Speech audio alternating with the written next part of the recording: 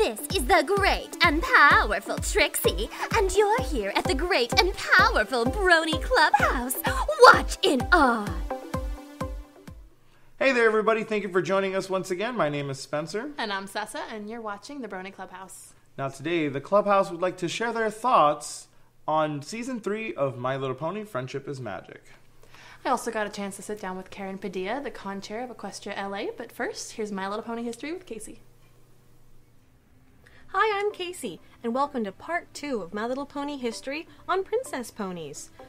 In the G2 line, all of the Princess Ponies were European releases, including, in 1999, Princess Morning Glory. She was a princessized version of a previously released G2. Now, they offered no explanation on whether it was the same character who was coronated as a princess, so I can't tell you if it was the same situation as Twilight Sparkle.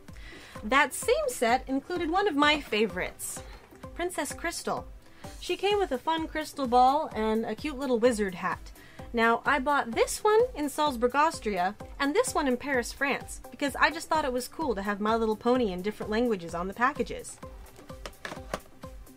The next year, we had the re-release of Princess Silver Swirl with her baby, Princess Swirly. Now, the idea on this is that when the baby nuzzles up to this little button on her mommy, her horn lights up.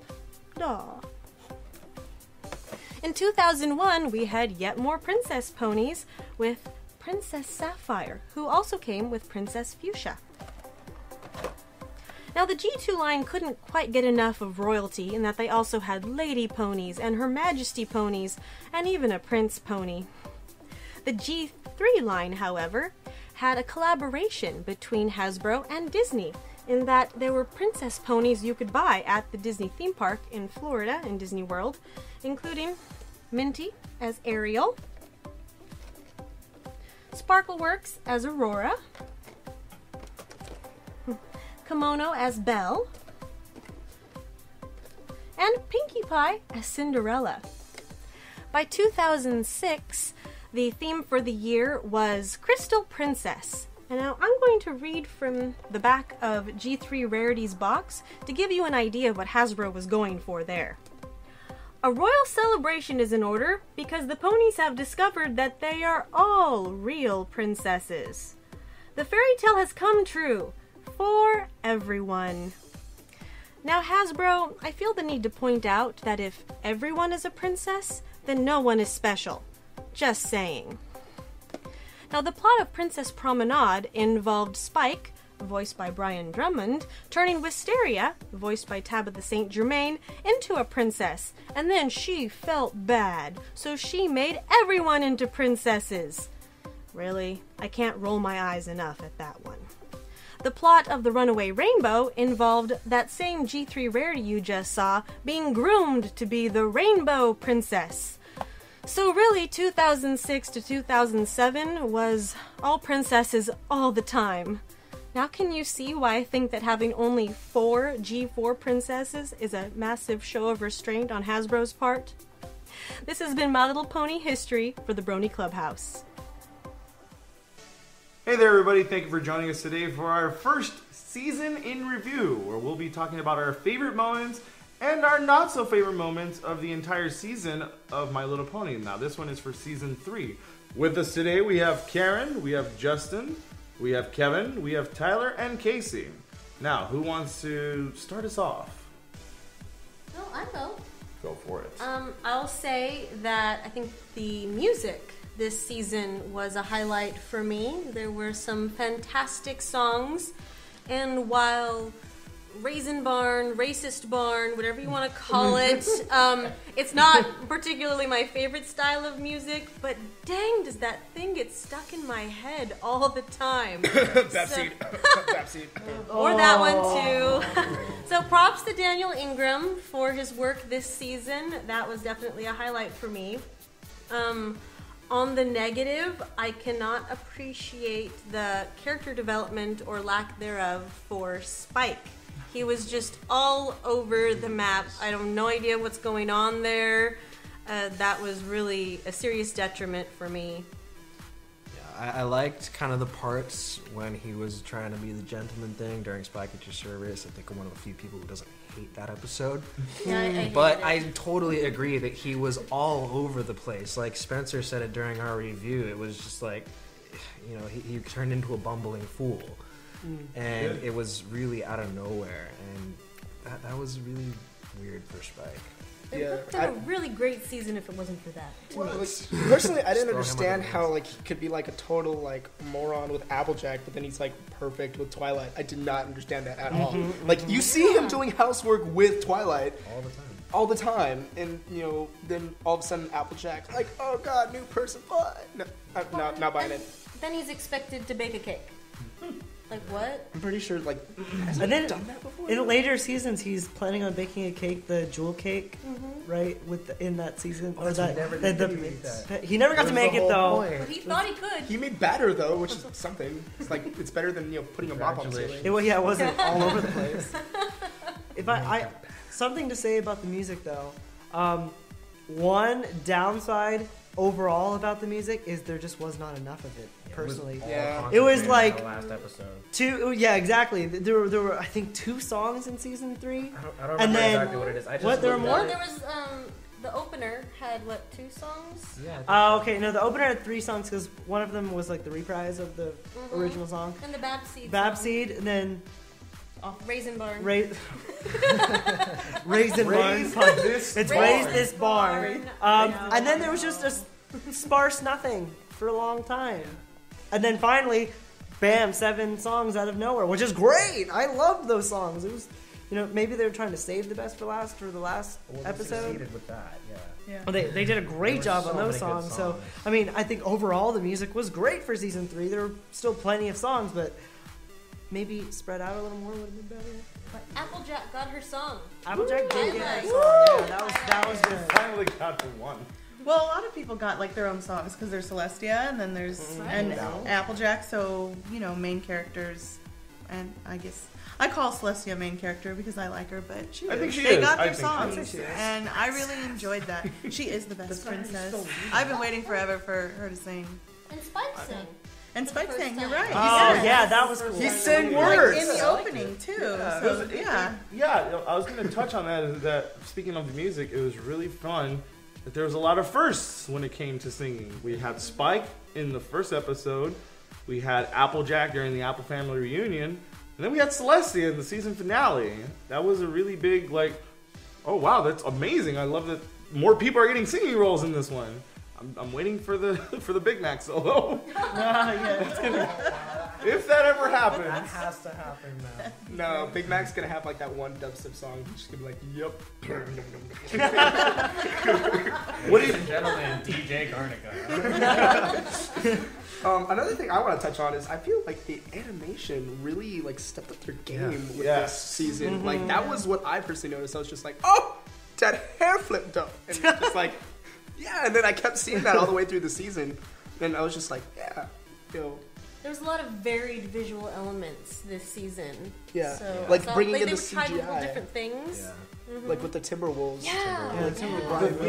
Including 3D is a very different direction. The 3D element into a 2D environment, which is really And it another works one surprisingly. is the hallway in the last episode. Like this Yes. Yeah. Yes. Let's put 2D in a 3D element. Twilight Zone, yes. Well, I Putting think a they're 2D getting element more in a 3D ambitious. Like I environment. think the storyboarders are storyboarding things that they think that the animators are going to be able to really kind of push the envelope visually with. So Another thing Definitely with cool. the animation is it's more of well, if it was live action, it would be a filming technique, but kind of the blur. Like in the last episode, there's one part where Spike is talking to Twilight, and they blur him in the background and they switch it or something like they that. change focus. Yeah, Yeah, the the focus focus. is the word I was looking for. It's the focus. I like that focus. Every time I photobomb Spencer, I'm a little out of focus in the background. And it happens quite frequently. It's the out of focus that kills me every time. But yeah, that's one thing I really liked as far as the animation. Yeah, and speaking of the animation, what I really noticed that they seem to like to make more of a cinematic feel when they're doing the songs.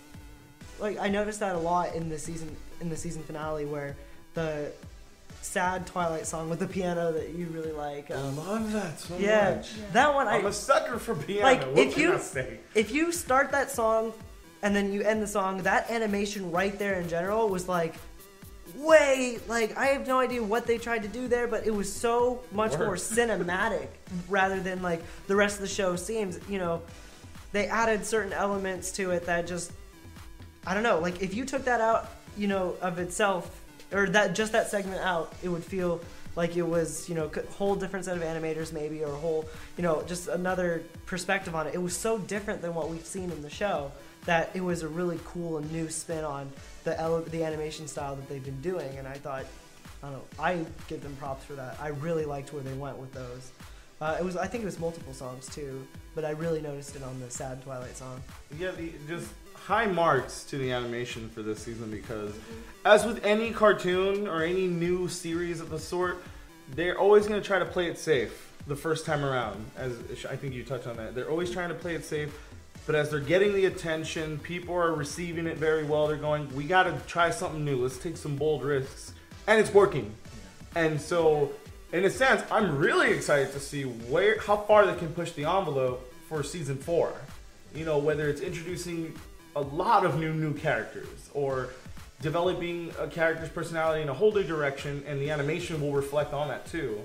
You know, and a lot of the expressions were hilarious this time. Yes. This was just too many Pinkie Pies. Board. For a guy whose favorite character is Pinkie Pie, that just every gag, even as tiny as it was, every little gag, every little silly moment, you know, from I'm a spy in the first episode to Skate a Bean Pie, to her entire episode, Too Many Pinkies. Just the animation shows that it's improving and it's getting better, and it reflects in the episodes. And I'm loving it. I'm I'm excited for what's in store for the future. You can tell. Oh my god! I saw the commercial for that on the season premiere. We were like, "What?" The nod for the G3 and past. Guys, when I go into the pony room and I'm looking for stuff for history segments now, I keep going back to that episode. It's like it haunts me now. Like, oh my god, she threw Pinkie Pie. She's scary now. Whoever wrote that, I owe you a high five. Just, oh my god. Whoever idea that was, it was brilliant. Yeah, sight gags that sometimes might not have been in the script. Totally props to the animation department. You guys are awesome. Because I laughed so hard this season. Like, even the episodes where maybe it wasn't my favorite thing, I laughed every single episode. Well, that's the storyboarders. Those gags. They're awesome. Yeah. Yay, storyboarders. You can tell they're having fun with it. Like it reflects so well. Something that I found interesting, since we're talking about Pinkie Pie, is I'm not a Pinkie Pie fan by any means, but every time she popped up in this season, and this is probably going onto the side of like not really caring for the season in general, but every time she was on screen, brilliant. It was kind of nice to see that she could instantly light up a rather dull or uninteresting episode. So when she wasn't in an episode, it was kind of like, oh, where is she? My Pinkie. Right. Yeah. And because I don't care for Pinkie that much, Too Many Pinkie Pies impressed me, because that was nothing but Pinkie Pie, and I really enjoyed that episode. And if I had to say of all the episodes which I like most, it would be that one and the finale, because I like the season opener too.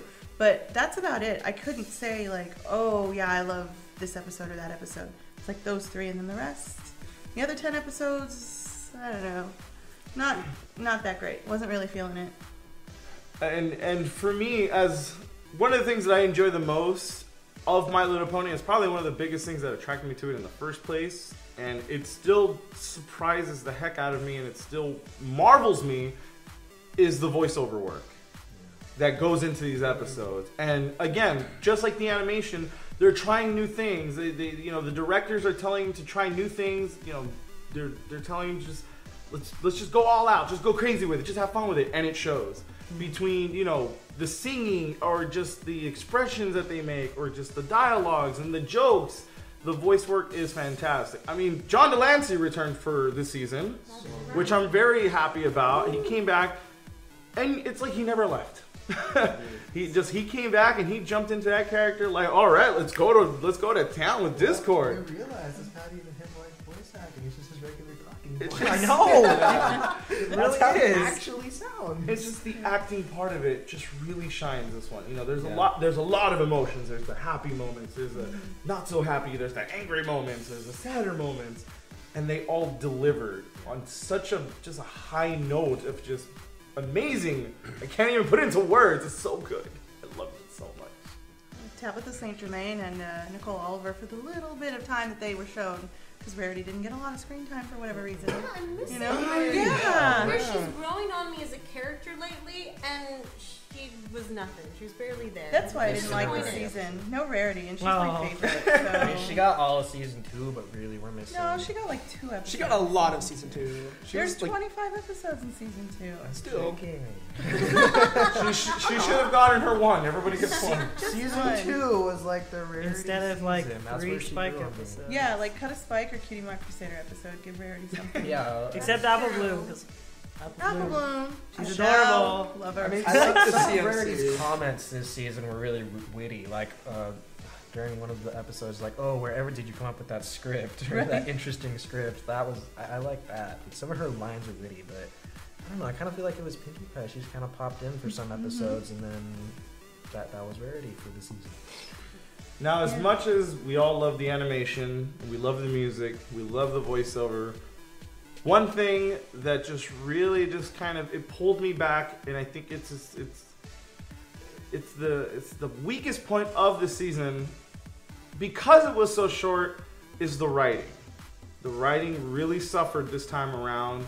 They had to shift some writers around. They brought in some new people that some of the the people who are usually the writers kind of had to leave for other projects, and it shows a lot. I mean, if you guys have seen my reviews, a lot of the times I'm complaining about the writing. It's just the writing that bothers me. Some episodes feel very too fast or very long and drawn out or just not good. Do you guys have any comments on the writing for this season? Yeah, I can agree with some of it. I mean, some of them really did feel rushed, like especially the Discord episode, and it just kind of ended. Oh, yeah. And there were some episodes that were like they were building up to something, and then they just ended. And then there were other episodes where it just dragged on, like it was going on forever and ever and ever. I think in the writer's defense, sometimes they have this really awesome idea that they want to, they write it down, they've got this thing going, and then they realize, oh shoot, I only have 22 minutes to put my awesome idea into. They have to cut a lot out of their original ideas, I'd imagine, and then it turns out to be, I go here to here, I've got to fill it in with something, and then oh, well, there's my episode. It's not nearly as amazing as what I thought in my head or I originally wrote down. So, in their defense, like, if it's their first time doing this, I don't think it is necessarily their first time doing this. I think a lot of the stories were very ambitious, and they wanted to, or some of the episodes had some really ambitious ideas that just because of the time restriction, they just couldn't do. I don't know if any of you feel that way. That's what I feel that way. Because of the fact that it is a 13 episode season, they probably had a boatload of ideas and episodes and things ready to go, but then it's just like, well, we gotta pick and choose. We gotta, we can't fit it all in one season. It's I because felt it's short. the shortness of the season. I mean, what we thought started just a couple months ago, and we're going, oh, it's done. Yeah, it was a season. There's one. Well, if I could, there's one thing that I kind of wish they were able to expand on more, and it's that at the season premiere, we saw the book floating. Like, there was the book. And then we didn't see any of that during the whole season, and then I think we saw it in the finale. Yeah, it showed we assumed that was the same Star book. Swirl, the bearded magic book. Yeah, that was one of the things that I really loved about season 1 was how they kind of had a couple episodes here and there that tied the whole season together. Like they had the ticket episode, and then a couple episodes down the line they were making the dresses for it, and eventually it led up to the gala. And that's one of the things I really loved about season 1, and I was kind of hoping for season 3 for them to do that. Like I saw the book and I was like, hey, here's a potential for them to make this overarching story. Nope. Nope. Well, then again, going back to the restrictions thing. I mean, the way I see it, I think with season 1 they were like, okay, let's make My Little Pony like a show. Let's like make it. Then like halfway through season 2 or maybe like right before it, they're like, okay, cool, we got bronies. And then here we come like season 3, and they're like, oh my god. we have to, kind of like appeal to like all these audiences. Like, what are we gonna do? So then they come up with all these great ideas, all these stories, all these like interlocking things, and then it just kind of becomes, okay, what can't we do? Take this out, take that out, and then by the time they're just kind of done, they're just kind of like, ooh. I would kind of like to it's a put bummer. that. Yeah. I personally feel like they wanted to go like further and go above and beyond, but maybe like they weren't like given like the opportunity, or they didn't have like enough time or something. But maybe that is the reason why. Well, I think a lot of people don't realize that with productions, that certain productions, and if My Little Pony is the same, they have to hire freelance writers for a certain amount of their shows. Mm-hmm. So it's very possible that, and I don't know what the percentage is, but it's possible that they had 13 episodes and they had to fill up 3, 4, 5 episodes with freelance writers per whatever the rules and regulations are for production. And so maybe that's where it suffered a bit, because a lot of the episodes are pretty unremarkable. Like, I couldn't sit, what am I thinking of right now? The episode with Scootaloo, where she's afraid and Luna pops in. I didn't enjoy it. That was kind of random. Almost at all. And it's got rarity in it, so that's why I'm remembering it probably. But I'm trying to think of like other episodes, and I'm kind of like grasping at straws. I like that episode.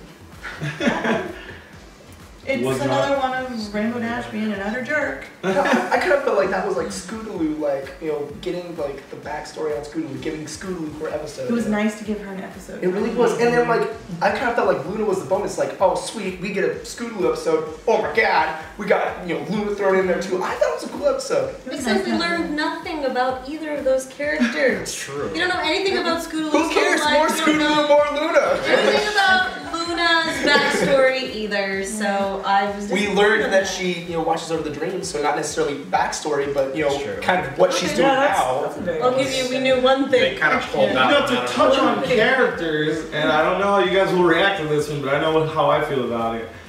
One of the characters that was introduced this season that I just completely, either I wish I never knew about and was not exposed to it, and that's Babs. Yes, I was going to bring that up. Of all the characters, it was fun to introduce a new obstacle for the cutie Marcusators other than themselves. But this character was just, oh my goodness. Babs is pretty bad. No. Her accent was bad. You should be kicked off. Her hair is bad, her accent is bad. Yeah, the accent is one thing that Cecil will go on about forever. Like, she hates the accent. I still can't hate Babs, I'm sorry. It's like she's a New Yorkan with like a Boston accent mixed with some Philly mixed in. I don't even know. It's everywhere. It's everywhere. And I get that she was bullied, but I don't get the whole, well, I've been bullied, so I'm gonna bully someone else. Like, usually people that are bullied, and correct me if I'm wrong, but if I get picked on, I don't want to pick on other people. True, but that is like the case with a lot of bullies. They were picked on, and then they were taken out of that environment, and then in the new environment, they are afraid of getting picked on again, so they become the bully. That is kind of sometimes bullying 101. You see that situation happen. But I still think it's an awful character development. Terrible character. She showed up again to kind of. There is only so much you can do in 22 minutes. We saw her twice. We saw her twice. Yeah, but in the reunion, why? Now, to be fair on my part, I was hoping, hey, you know what? She's coming back. Maybe something changes for the better, and then just At least she was nicer. Sure. I liked the continuity, and the continuity is something over this whole season we could go over. But yeah, as far as just bringing Babs back, well, if they didn't bring Babs back, you guys would just be like, oh, where was Babs in that one episode? Not me. I don't know that I would have missed her. it would have been the Apple family reunion without. Shut up. I was quite happy with the fact that they returned a character that we all love, Discord, and then they instead of oh, let's introduce this new little filly, and I didn't care for her. She could have not been in the season, and my life would still be good. Yeah. Well, I agree with that. I'm just saying, still Babs, still Applewood's cousin, but like she's got a weird accent. On the topic of Discord, villain reformation. this season. Oh, that's a terrible thing too. I don't know. I liked it. I liked Trixie's episode. I mean, this kind of goes back to the writing. Like a lot of those episodes where you couldn't predict exactly what was going to happen. Those were the good ones. Like all the CMC episodes, you kind of knew exactly how they were going to play out. Even the games ponies. Play. And that was my biggest gripe was the fact that it was like predictable, beyond crazy. I mean, some elements in writing, some concepts are predictable. You know what's going to happen, but it's funny how they incorporate it because it's talking ponies. But with this one, it's just kind of like the games ponies play out. And I said it then in my review, and I'll say it now. 8 minutes into the episode, you could stop watching and still know what happens. Yeah. Well, are you saying that the Trixie episode was not predictable? Well, I kind of thought it was. I mean, the overall scheme was predictable, but the details on how they were The going ending was not predictable. Like, you didn't know how they were going to do it. You obviously knew they were going to do it, but not how. Yeah, I did like how it was like, you see Twilight training, and someone else mentioned this, training, and then Zecora was just like, tricked her. You know, that I did not expect, which was nice, but That was kind of like Brenda sold that episode for me. Yeah, that is true. Wait, how many Zecora episodes did we have this season? She was showcased in a few. Was she? Oh wait, no. She was shown at least in a couple of The them. one with Spike, where he had all the gems, Oh, that's right. and she takes one and gives it to the, Yep. the For Karma. Philly Scouts or whatever. I don't even know. That's what they awesome. are. I love that. Yeah, Girl Scout. That's Dude, that needs to be introduced. Pinkie Pie needs to become like addicted to Philly The Scout. Philly Scout. No, better. Idea for season 4. Pinkie Pie needs to become a den mother. Oh my god. That would be great. That would, writers, if you're watching. Get on that now. Bye. Oh, Dude, God. I don't think they're allowed to use that. No. No! Well, We didn't mean it. We didn't mean it. We were just joking. We were joking. Yeah. Yeah. It's your This idea. is definitely a season of like, reforming, because look at Celestia in the finale of last year. She like got her butt kicked and she was just incapable of doing the one job she's given. You're like, Poncho! Yeah. He And did then, it for how many thousand years? And- And just died. and then totally redeemed in this last episode with a great song that I've been waiting for a long time. And Tearjerker. oh yeah, so good. It was beautiful. It's a The great song was scene. just beautiful. That's why I brought tears to my eyes. Speaking of songs, not just songs in general, I have to give props to all the background music that went on too. Mm-hmm. Like this, like in the season finale especially, I just noticed like the intensity of the music when the scene was intense, the music was intense. It's just, who's the back? I don't. William Anderson. Is it William Anderson? Is that- William Anderson? Yes. Stephen Andrews does stuff too. Well, whoever wrote most of the music for the season or all of the music for the season, I really pick up on that a lot. And I really try taking all the music out, you guys. It just would not be the same. It'd just be bland. It'd be boring. I'd be sad there'd be no theme song. Well, no, I mean, yeah, that's true. I get what you're saying. But like, just all the settings, everything, the moods would be completely gone. The emotions just gone. Just so like we keep praising Daniel Ingram and he deserves it. But give props to all the background music writers too. This is just phenomenal music being written there. I wish they could hire a full orchestra. It's like I said, hire, which is money, and that's a lot of money to hire a full orchestra. It'd be cool to have a season where they had some, or maybe one episode or something, where they had a full orchestra play. That'd be bananas. Instead of just the computer generated stuff, which is great still, but full orchestras, man. You need flugelhorns. Flugelhorns. There you go. And Pinkie Pie can't be given. Sure, why not? No, she'll be given all of them. Yes. She play it one time.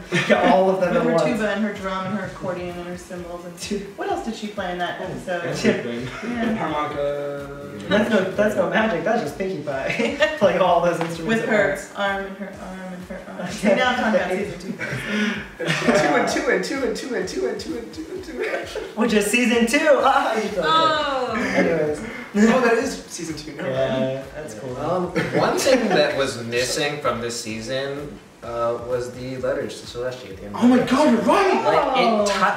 For the Was last there two. any? No. I remember. For the last 2 seasons, it's just kind of tied every episode.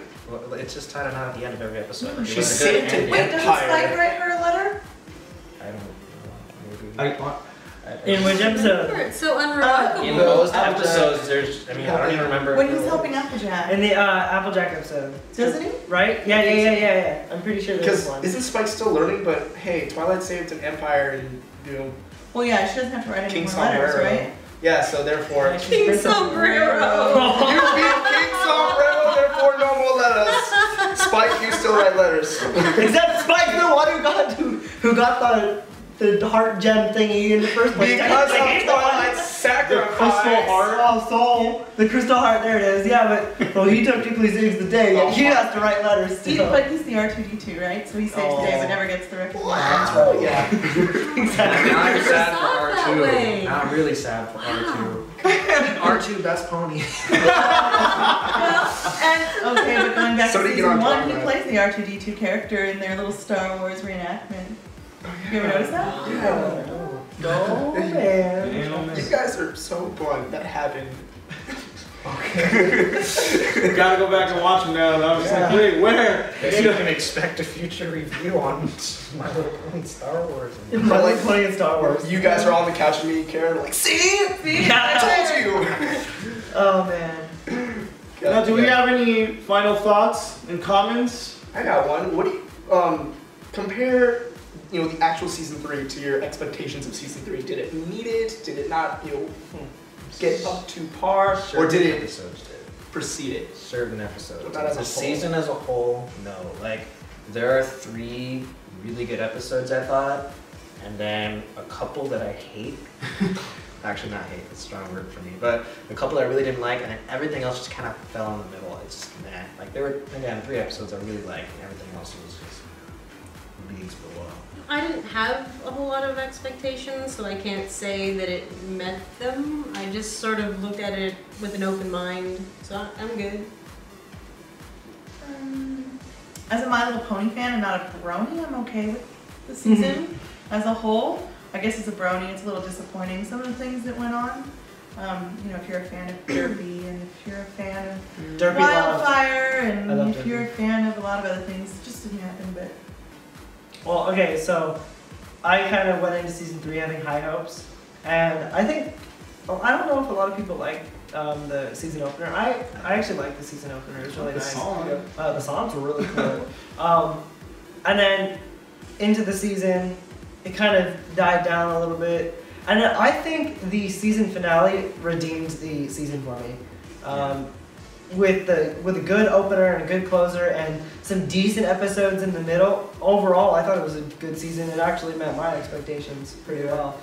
So Yeah, for me personally, it was just like, oh my god, the season's astronomical. Like, you know, I had crazy expectations. Astronomical. It really was. Like, I mean, if you hung out with me, I was just kind of like, oh, I bet you guys are gonna do this. It's gonna be awesome. And like, you know, granted, not a lot of that did not happen, but at the same time, it definitely met my expectations. I was not disappointed with season 3 at all. Like, I thought it was great. So. we always have season 4. Oh, everyone looks at me now. Well, people are starting to get to know me as a guy who's always got something to complain about. My expectations for season 3, as she mentioned, it's not that they weren't met, it's just they were met, but with disappointment. I feel that the biggest letdown of the season was the writing. It just really sucked for me because I enjoy a good story. And a good story, you need good writing. And if you don't have that, all you're really left with is a bunch of colorful stuff on a screen. I just couldn't, the animation was great and all these other things were good. They were very good for the season. The writing kind of held a lot of that back because it's hard to appreciate it when it's hard to appreciate the music and the animation, all this cool stuff going around, if the story is not good. It's really hard for me to say, oh yeah, it was great, every episode was awesome, but it really wasn't. I mean, as most of you have already said, there's a handful of episodes that were really enjoyable because they had all those things that we loved from season 1 and season 2. And a lot of these, there isn't a lot of, I honestly could not remember every episode today. I had to look it up. I don't have to do that for season 2. I don't have to do that for season 1. Because a lot of those episodes really brought something to the table that I really liked or enjoyed. As I've been saying to these guys a lot, this season for me has been a series of enjoyable moments. Small things, whether it was a joke or a gag or a line, those are the things that I really appreciated. The episodes as a whole in their entirety, not so much. The season finale was great. I loved the music. I loved everything. You guys have already heard in my episode review. I don't think it saved this. It brought it up so it just kind of raises, right? It got like the C-. It was still good, but there was a lot that they could have done. And I understand that it's probably a time frame issue. You know, when you have 13 episodes compared to 26, there's a lot that you can't do, and there's a lot that you can do. And they tried to do, you know, they worked with what they had. At this point, I'm past that. I didn't enjoy season 3 as much as I thought I would. Still a good season. I don't think it holds anything close to season 1 or 2. And that's why I'm excited. You know, I'm not so much kind of disappointed in terms of, oh, that there's no more Brony, but I'm excited for what season 4 has to offer. You know, I'm thinking, okay, well, season 3 didn't leave a terrible taste in my mouth. But season 4 is going to taste like filet mignon, I'm hoping. I have high hopes. I have high hopes. Astronomical hopes. It's going to be astronomical. I have very high hopes for season 4. Season 3, I watched it. Some episodes I had a blast. Other episodes I could have forgotten. Any other comments? Any other thoughts? I think we're good. Yeah. Well, we want to hear what you guys have to say. Be sure to leave us a comment below. We want to hear your thoughts, any criticisms on the episodes, on the season as a whole. We'd love to hear from you. This is the Brony Clubhouse, and we'll see you guys next season. Hey guys, I'm here with Karen, co-chair of Equestria LA. How you doing? Doing well. How are you? Great. So what's going on with EQLA this year? Oh, well, you know, just a lot of the same stuff. Bigger and better, though, than last year, you know. Yeah, I heard there were 2 dances this year. Yeah, we're going to have an acoustic set for Friday, and then we're going to have DJs on Saturday. Oh, fun. Yeah. When did registration open? It actually opened up back in December. And it's still open, so, you know, if you want a ticket, go ahead. What's the ticket price right now? $55 for the whole weekend. We'll be selling single badges at the door and children with parent in tow at the door as well. I understand there's been a lot of questions. How does the parent in tow work? Well, basically, if you're bringing a kid in, you pay for the kid, and then the parent gets in for free. Cool. And this is going to be at the Anaheim Marriott, not the convention center. Correct. It's still in the same cul-de-sac, but we're now over at the Marriott. Which, it's a nicer venue, it's a little bit bigger, it gives us more flexibility. I think the attendees will like it. Okay, and is there a special rate for, you know, guests staying at the hotel for the convention? We do have a special rate for guests staying at the hotel. I believe it's $115 a night, and that extends to 3 days prior to the con and 3 days after the con. So anyone who wants to enjoy Disneyland that maybe is from out of town, they can do that. So how is Equestria LA going to be different this year than it was back in November? Well, besides the venue, we're definitely going to have more people that we can bring in. So we're looking at a cap of around maybe 2,000, 1,900 people. And we're going to try and bring more guests in. We're going to try and have multi-track programming. So not just one panel room, but 2. And then obviously the 2 dances. And a silent auction as opposed to a live auction. So items will be bid on, and whatever's really popular will go up to stage for live bidding. Okay, and I heard that you are no longer going to be focusing 100% on My Little Pony, but you're going to be expanding to just Western animation in general. Definitely for 2014, 100%. I'm trying to get a panel in for this year. No promises, bronies, of, you know, some other shows with maybe a voice actor or 2 or a writer or 2, just to kind of give them a taste of maybe what 2014 is going to be like. Oh, cool. Yeah. Well, thank you so much for your time. Oh, yeah, thank you. Thank you again for joining us, guys. We hope you really enjoyed today's episode. Now, don't forget to subscribe to us on YouTube, follow us on Twitter, and like us on Facebook. We also do gaming live streams on Tuesdays and Thursdays. Be sure to follow us on our Twitch TV account.